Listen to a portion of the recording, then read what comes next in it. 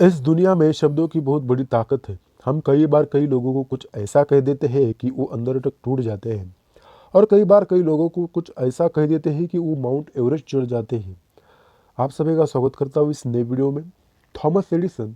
आज आपको मैं रियल लाइफ इंस्पिरेशनल स्टोरी सुनाता हूँ।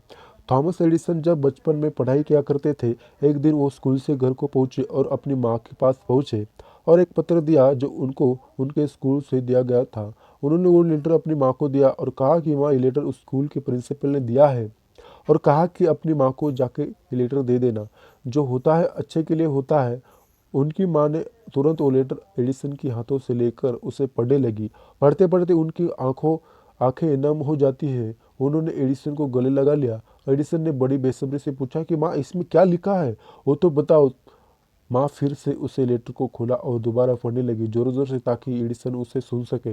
उन्होंने कहा कि इसमें लिखा है कि थॉमस एडिसन एक जीनियस है, बहुत कमाल का बच्चा है, सुपर इंटेलिजेंट है, और हमारे यहाँ इस पढ़ाने के लिए टीचर मौजूद नहीं है। इस बच्चे को हम अपने स्कूल में नहीं पढ़ा सकते, इसलिए आप इस बच्चे को अपने घर पर पढ़ाइए। उन्होंने भी मन लगाकर पढ़ाई की, पूरी लगन से पढ़ाई की, और एक वक्त के बाद थॉमस एडिसन दुनिया के महान आविष्कारक बन गए। इन सब के बीच उनकी माँ का देहांत हो गया। एक दिन एक घर की साफ सफाई कर रहे थे तो उन्हें वो पेपर मिला जो बचपन में उनकी माँ को उनके स्कूल के प्रिंसिपल ने दिया था। उन्होंने उस पेपर को खोला। उस पेपर में लिखा था कि आपका बेटा दिमाग से कमज़ोर है, मानसिक रूप से कमज़ोर है। हम इसे स्कूल में नहीं पढ़ा सकते, आप इसे घर पर ही रखिए। और उस दिन थॉमस एडिसन के आंखों में आंसू आ गए। उन्हें लगा कि उनकी माँ ने कितना बड़ा काम किया है। मेरी इस सफलता के पीछे मेरी माँ का हाथ है।